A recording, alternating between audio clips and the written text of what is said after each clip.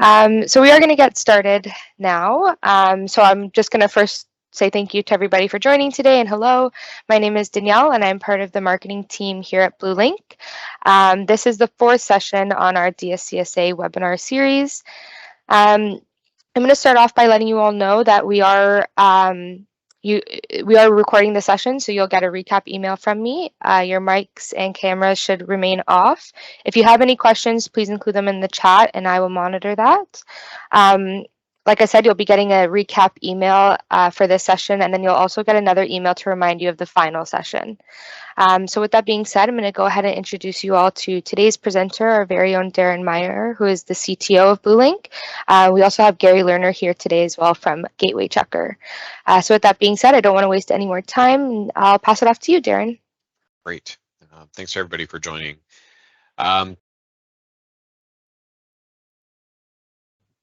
Just a quick recap, during previous sessions, and as Danielle mentioned, some of those recordings are available if you want to watch them.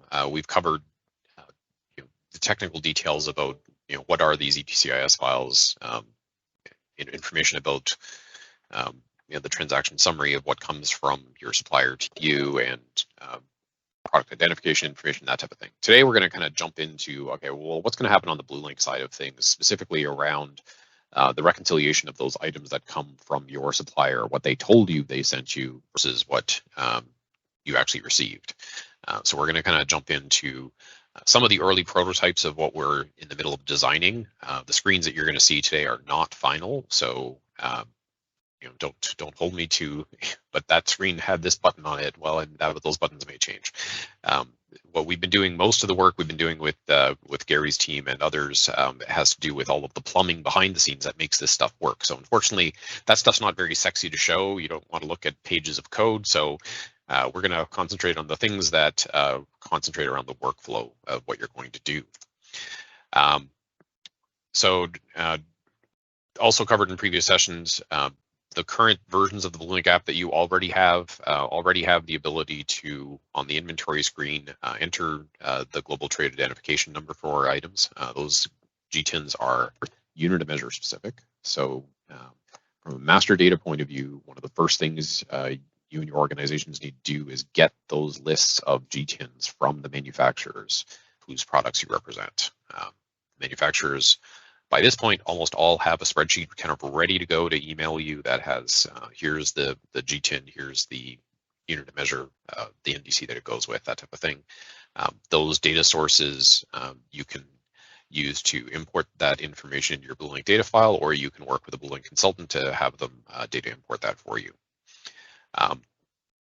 We also talked about the fact that upcoming release of the application is also going to have a new place for you to put in GS1 company prefixes and global application numbers. The action item from that was to go ahead and get yourself registered with GS1 for a company prefix. Previous presentation has some direct hyperlinks that you can use for that. So in development now, we're going to give you a little preview of some of what's coming. New screen for scanning inbound product, a summary screen where you can see what's come in terms of EPCIS files received from your suppliers, and later we're going to be doing in another session the outbound scanning stuff. So just a reminder of where you sit in the supply chain. So this is a diagram from GS1. Manufacturers are responsible for commissioning products, packing them, shipping them out to you. You enter the picture on the receiving side, possibly doing some unpacking or not. And then on the shipment outbound side, you're going to be doing packing and shipping. And of course, the dispenser is going to be receiving information. So you're sitting in the middle. You're going to both receive files from manufacturers, and you're going to send files out to your dispensers or other distributors that you're shipping to. So again, from a workflow point of view, your supplier could be you're buying from the manufacturer, or it could be buying from another distributor. It's going to ship items to you, and they're going to send you a file that contains details about the shipment. So what's in the file, what did they actually package and send to you? That file for DSCSA has to be transmitted through some electronic means, preferably a secure electronic means. So the preferred way of doing that is through an EDI AS2 type connection. But to be able to transmit files that way, you have to have a a relationship with an integrator, such as Gateway Checker, who happens to be on the call, feel free to bug Gary at the end. He can work with your team to establish those connections with your suppliers and potentially with your customers as well. But that isn't the only electronic means of receiving a file. In some cases, it's not going to be possible to get those connections set up before the deadline. So we are expecting that both your suppliers and potentially you as suppliers to the next person in the chain may need to be able to provide these files through some other electronic means. So other types of connections could be a secure FTP file transfer, where a file just gets dumped onto your server, or you push it onto somebody else's server, or you pick it up from somebody's server, or more likely a customer web portal where you log in securely and then download the file yourself. So this could be you logging into your supplier's portal, or it could be your customer logging into your web portal that's provided by BlueLink. So WebVenture, or an upcoming product we have coming, that is going to have a history tab where you can see shipments that were sent to them and the ability to download this file. The last thing that might come is an email from the supplier, either with a file attached, which is the most insecure way of sending this data, or more likely those emails are going to contain a link to a portal where you can download the file.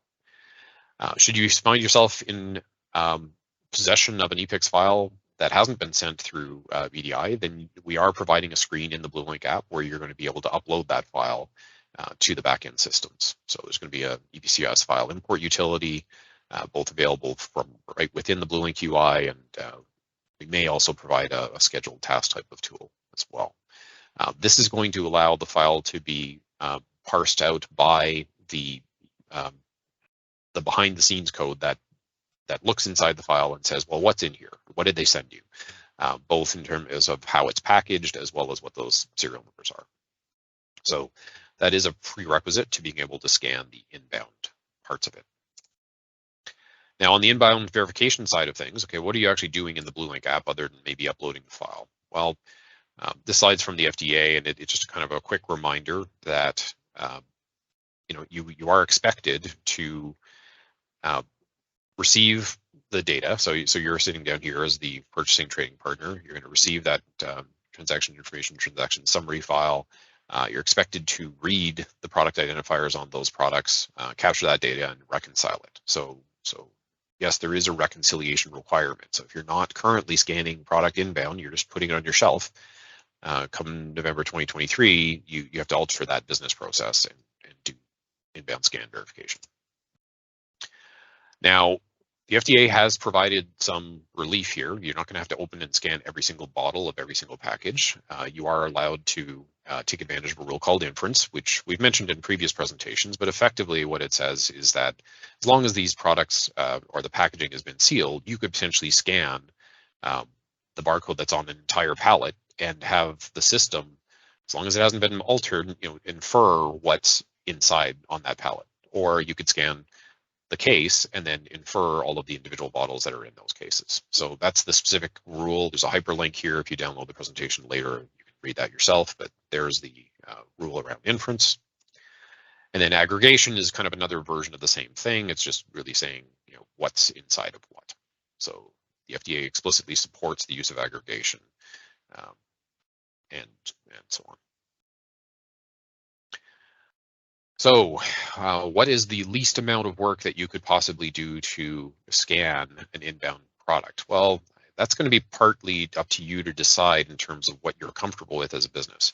In theory, if you have just one label on the outside of a shrink wrap pallet with an SSCC, you could do one scan and infer the entire inbound shipment and say, yep, you know what, I trust this supplier. I'm going to assume that that if this scan matches the data they sent me in the EPCIS file, that everything underneath that is okay, and I'm going to accept that receipt.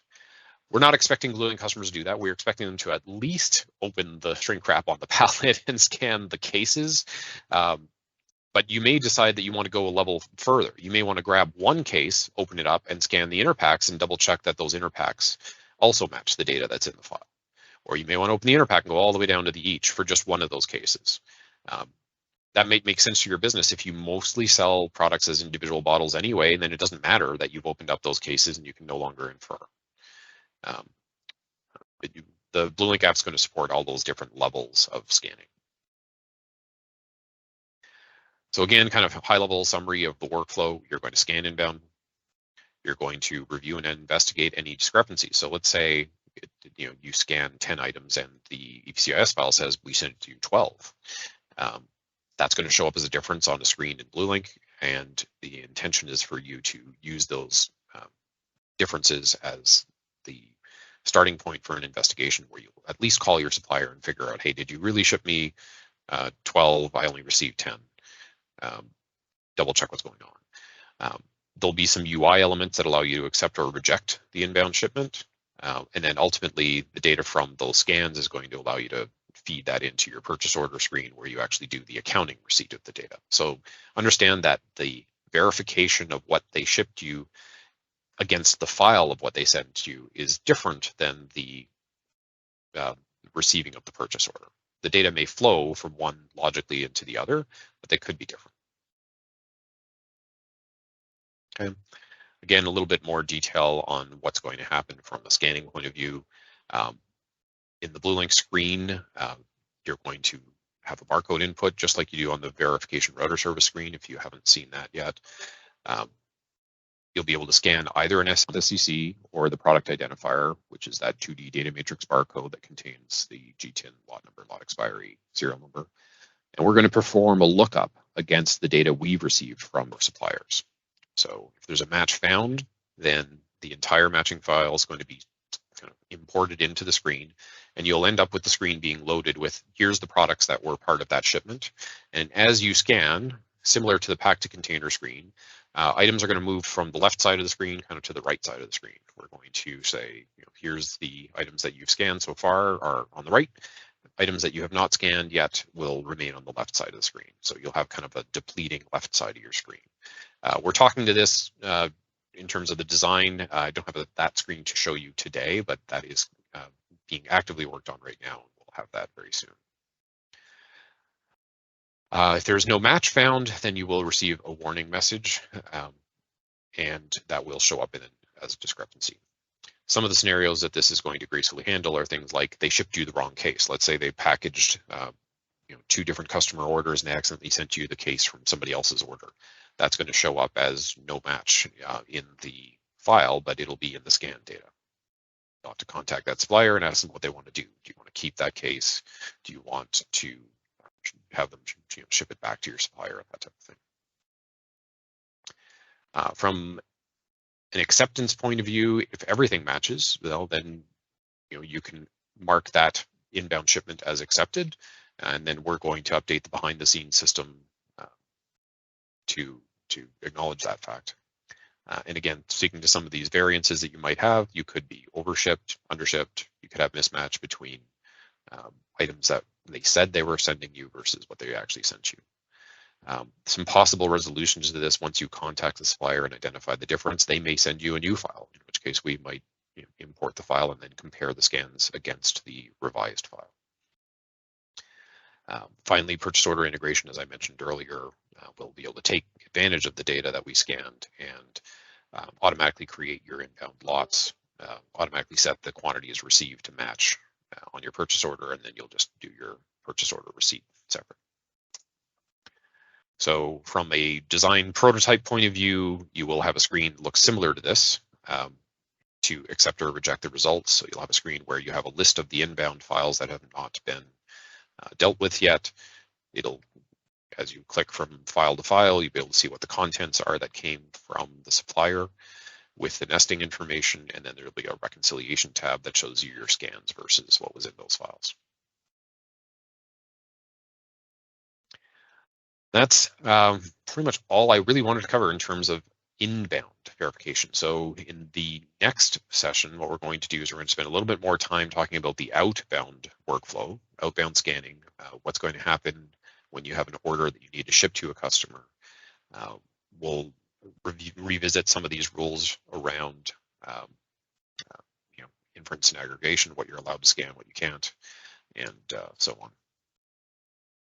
So some takeaways from today: what you need to do, actions you can take now.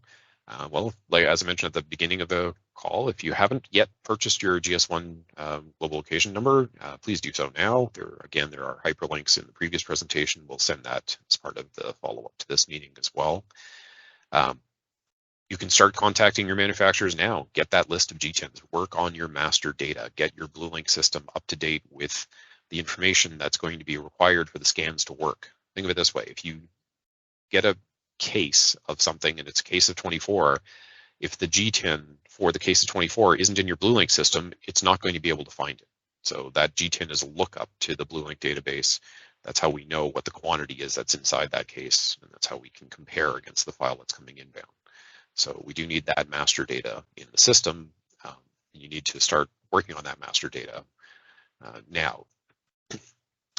Establishing an account with an ePICS integration partner such as Gateway Checker. Again, Gary's on the call. He'll be happy to answer questions about that very soon.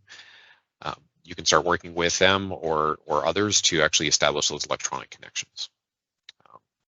Just a reminder, these connections can take months to establish. Okay, so even if we get the process going now, it could be 2-3 months before all the back and forth in terms of security and all of that is worked out. Suppliers could start sending you inbound ePICS files now, even if you're not on the version of the BlueLink software that does the inbound scan verification. That's not a prerequisite to receiving files. You can start receiving files that contain that aggregation information in the immediate term, and those files can accumulate. So as product is getting into your warehouse, we have a place to go look up what the aggregation information is. Because think of it this way.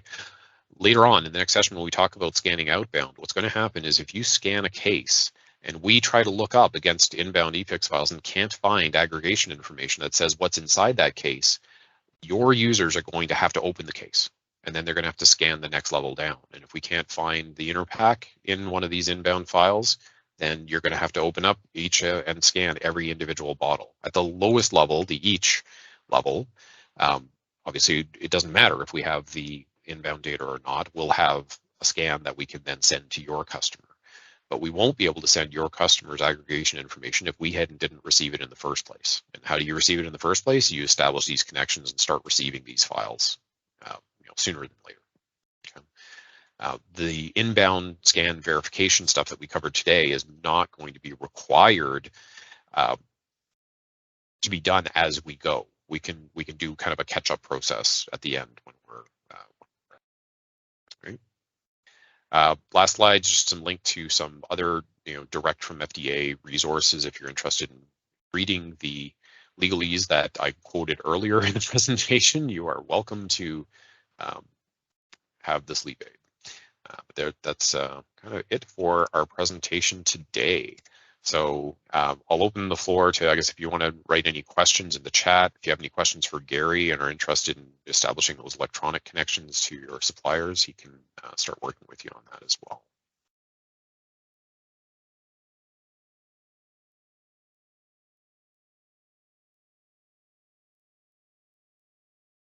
All right, so we haven't gotten any questions or anything in the chat. We can leave it up for a few minutes. Oh, did get a question. All right, so we have a question from Ryan Gray about the cost for the solution, which I believe will be touched on in the next session. Is that right, Darren? That is the plan. So in this session, we're not sharing cost information, but either the next presentation or the one immediately thereafter, we're going to go through all of the different cost options available. Yeah, so it'll all be outlined in the next session. So yeah, any other questions, feel free to put them in the chat, or you can email me directly once I send recap emails, and I'll make sure that you got the right answers. And I'll just mention right now that the next and final session is on November 16th. So you can always, come up with some questions before that session if you need to. But if there's nothing else, then thank you everybody again for joining today's session. I hope you have a great rest of your day, and we'll leave it at that. Awesome. Thanks everybody.